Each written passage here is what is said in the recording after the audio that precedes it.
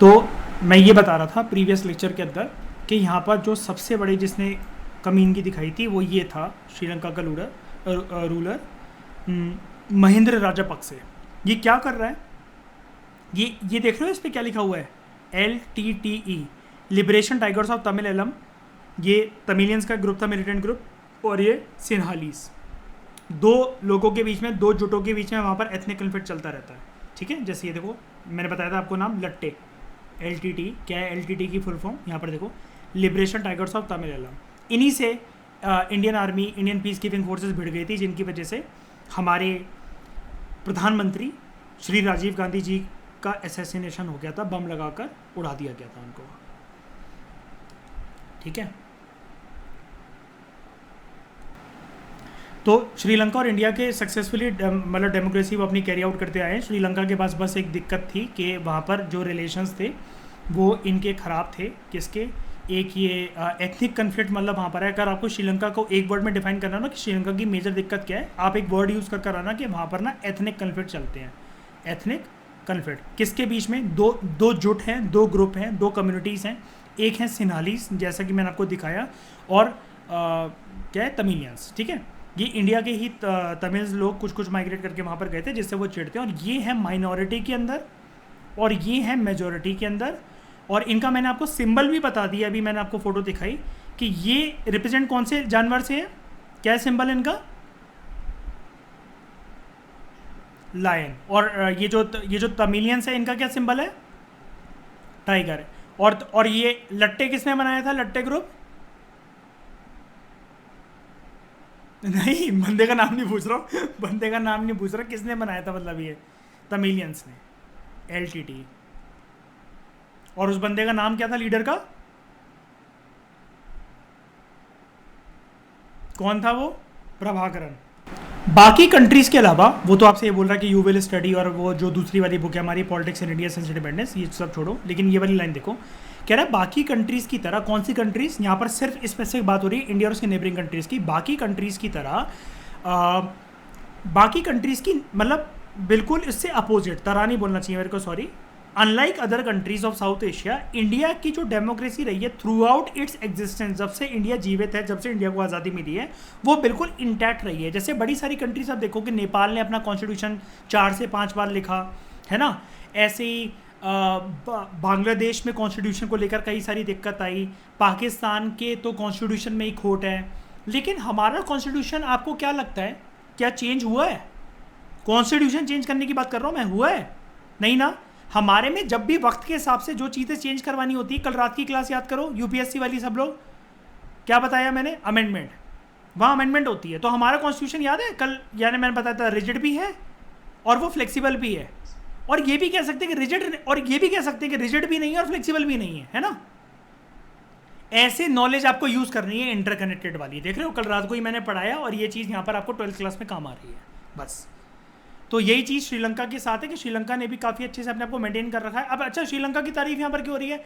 Because in spite of, despite of ethnic conflict जो कि इतना गंभीर रहा है, श्रीलंका ने अपने आप को टूटने नहीं दिया। क्योंकि सिविल वॉर का ये मतलब होता है देश का बंटवारा हो जाना। बंटवारा नहीं हो पाया, टुकड़ों टुकड़ों में बिखर नहीं पाया कि श्रीलंका से एक नई कंट्री बन रही है। ठीक है, कि चेकोस्लोवाकिया की तरह चेक अलग हो गया, स्लोवाकिया अलग हो गया, ऐसा कुछ नहीं हो रहा है। फिर बात करते हैं, ये भी अभी आपको सिर्फ ना एक ऊपर से झलक दी जा रही है चैप्टर के अंदर।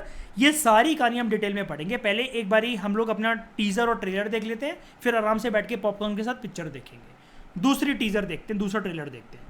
पाकिस्तान और बांग्लादेश ने दोनों ने अपनी अपनी कंट्रीज में सिविलियन रूलर्स भी देखे हैं जो कि डेमोक्रेटिक इलेक्शन से आए हैं, और उन्होंने ये भी देखा है कि मिलिट्री रूलर्स भी वहाँ पर रहे हैं जो कि डेमोक्रेटिक रूलर्स को हटाकर एकदम से सत्ता पे हावी हो जाते हैं। और पाकिस्तान में तो आपको पता ही है, वर्ल्ड फेमस ये वाली बात है। ठीक है, बांग्लादेश जो है वहाँ पर डेमोक्रेसी इंटैक्ट रही है पोस्ट कोल्ड वॉर एरा के बाद। ठीक है, बांग्लादेश। पाकिस्तान जो है उसने पोस्ट कोल्ड वॉर एरा के बाद ही सक्सेसिव डेमोक्रेटिक गवर्नमेंट्स वहाँ पर उसने चलाई। सक्सेसफुल नहीं लिखा हुआ है, मतलब नंबर ऑफ डेमोक्रेटिक गवर्नमेंट्स उसने चलाई। बड़े सारे डेमोक्रेटिक रूलर्स वहाँ पर रहे, जैसे बेनज़ीर भुट्टो, नवाज शरीफ। लेकिन बाद में मिलिट्री कू वहाँ पर हो गया। ये कू याद है, मिखेल गोर्बाचोव के टाइम पर हुआ था, प्रीवियस लेक्चर देखे होंगे आप सबने, है ना, तख्ता पलट हो जाना। 1999 में पाकिस्तान में भी मिलिट्री कू हुआ, बाद में फिर से सिविलियन गवर्नमेंट लौट कर आती है साल 2008 में, ये चीज़ हुई, पाकिस्तान की कहानी खत्म, झलक देख लिया, टीजर ट्रेलर देख लिया, अब नेपाल का ट्रेलर देखते हैं। 2006 तक जो नेपाल था वो एक कॉन्स्टिट्यूशनल मोनार्की था, यानी कि कॉन्स्टिट्यूशनल मोनार्की कुछ नहीं होता है, राजा वहाँ पर हुआ करता था जो कि कॉन्स्टिट्यूशन के अकॉर्डिंग बिहेव करता था, ठीक है। लेकिन राजा को ये यहाँ पर डर था कि, मतलब राजा को क्या डर था, सॉरी, मतलब जनता को ये डर था कि राजा ऐसा ना करे कि पूरी की पूरी एग्जीक्यूटिव पावर्स को ओवरटेक कर ले और कल को कॉन्स्टिट्यूशन मिट्टी में मिल जाए। साल 2008 में नेपाल से मोनार्की जो था, यानी कि जो किंग क्वीन का जो कंसेप्ट था वो पूरी तरीके से एबॉलिश हो गया, और बाद में नेपाल भी एक डेमोक्रेटिक रिपब्लिक के तौर पर इमर्ज हुआ। अब डेमोक्रेटिक रिपब्लिक मतलब क्या, कल ही मैंने बताया था, देखो कल की क्लास यहाँ पर बहुत काम आ रही है। एक होता है रिपब्लिक, एक होता है मोनार्की। रिपब्लिक मतलब यहाँ पर जो हेड होगा, सेरिमोनियल हेड या नॉमिनल हेड, वो इलेक्शन से आएगा, डायरेक्ट चाहे इनडायरेक्ट। तो यहाँ पर प्रेसिडेंट का कंसेप्ट आ गया किंग को हटाकर, ठीक है। तो हम लोग नेपाल और बांग्लादेश के एक्सपीरियंस से ये सीख सकते हैं कि democracy is becoming an accepted norm in the entire region of South Asia. मतलब साउथ एशिया में सारी कंट्रीज जो हैं they are preferring democratic form of government as the best form of government. बस हमने श्रीलंका की बात कर ली, बांग्लादेश की बात कर ली, पाकिस्तान की कर ली, नेपाल की कर ली। कुछ ऐसी छोटी छोटी कंट्रीज भी हैं साउथ एशिया में जहाँ पर इस प्रकार के चेंजेस होते रहते हैं, जैसे भूटान। भूटान जो है वो कॉन्स्टिट्यूशनल मोनार्की बना साल 2008 में। यहाँ पर जो किंग था, किंग की लीडरशिप के अंदर, ठीक है, भूटान मल्टी पार्टी डेमोक्रेसी के रूप में इमर्ज होकर आया। फिर एक और छोटी कंट्री मॉलडीव्स, ठीक है, वेरी ब्यूटीफुल प्लेस, ठीक है। ये जो आइलैंड नेशन है, ये यहाँ पर एक सुल्तान रूल करता था, सल्तनत थी यहाँ पर एक, टिल 1968। बाद में ये रिपब्लिक में ट्रांसफॉर्म हो गया और यहाँ पर प्रेसिडेंशियल फॉर्म ऑफ गवर्नमेंट आई। जून 2005 का समय था कि पार्लियामेंट जो था मॉलडीव्स का, उसने यूनानिमसली वोट करा। यूनानिमसली मतलब किसी को कोई आपत्ति नहीं थी कि मल्टी पार्टी सिस्टम यहाँ पर होना चाहिए, और जहाँ पर एक पार्टी अभी तक सत्ता पे काबिज रहती थी उसी के लीडर्स यहाँ पर बनते थे। मॉलडीवियन डेमोक्रेटिक पार्टी या फिर मालदीवियन डेमोक्रेटिक पार्टी भी आप कह सकते हो, एमडीपी, ये पॉलिटिकल अफेयर्स कंट्रोल करती थी मॉलडीव्स आइलैंड के। और 2018 में, ज़्यादा पुरानी बात भी रही है, एमडीपी जो थी वो इलेक्शन जीत गई। अब यहाँ पर आपने ये चीज़ देखी कि जो पूरी की पूरी साउथ एशिया की जो कंट्रीज़ हैं उनके जो डेमोक्रेटिक एक्सपीरियंस है उनका मिक्स रिकॉर्ड है। यानी कि पूरे साउथ एशिया में, मुझे एक बात बताओ अर्शप्रीत, बिस्में, क्या सिमिलर तरीके की मतलब सरकार आपको देखने को मिल रही है, या फिर उथल पुथल भी है किसी किसी कंट्री के अंदर, टर्बुलेंस है कि नहीं है, है ना? लेकिन फिर भी सब लोग किसके भूखे हैं, कौन सी फॉर्म ऑफ गवर्नमेंट के भूखे हैं? डेमोक्रेसी के भूखे हैं। ये इंट्रोडक्शन हमें ये सिखाना चाहता था। तो सारे लोग जो इन सारी कंट्रीज में, उनका एक ही सिंगल एस्पिरेशन है, we are hungry for democracy. कुछ भी हो, नहीं चाहिए मिलिट्री रूल, नहीं चाहिए किंग, नहीं देखना क्वीन को, हमें सिर्फ डेमोक्रेसी चाहिए। रिसेंट सर्वे साउथ एशिया में जो हुआ वो ये इंडिकेट करता है। अच्छा, ये जो सर्वे ना, रिसेंट सर्वे, ये क्योंकि एनसीईआरटी है, ये आपको नहीं बताएगा।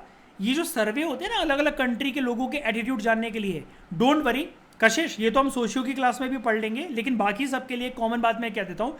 करंट अफेयर में ये मैं आपको ये सर्वे पढ़ाऊंगा, और ये वाले सर्वे के जो लाइनें होती ना, हम लोग PSIR के स्टूडेंट हैं, तो हमें पूरे के पूरे वर्ल्ड के इंटरनल कंट्रीज की झलक भी देखनी होती है। 80% काम आपका ये वाला चैप्टर कर देगा। बाकी कुछ कुछ जो सर्वेस करंट अफेयर में सी राजा मोहन कुछ लिख रहे हैं वो मैं ऐड करवा दूंगा, ठीक है। लेकिन एक रीसेंट सर्वे है जो ये इंडिकेट करता है कि जो लोगों का एटीट्यूड है 5 कंट्रीज में साउथ एशिया की, वो ये शो करता है कि उनका बहुत ज़्यादा सपोर्ट है, they want democracy. Ordinary citizen जो हैं, चाहे वो अमीर हों चाहे वो गरीब हों, अलग अलग धर्मों से बिलोंग करते हों, ठीक है, वो डेमोक्रेसी को पॉजिटिवली देखते हैं और वो सपोर्ट उन्हीं इंस्टीट्यूशन को करते हैं कि जहाँ पर रिप्रेजेंटेटिव डेमोक्रेसी की बात हो। They prefer democracy over any other form of government. और ऐसे लोगों का ये मानना है पूरे के पूरे साउथ एशिया में और उनकी कंट्रीज में डेमोक्रेसी उनकी कंट्री को सूट करता है।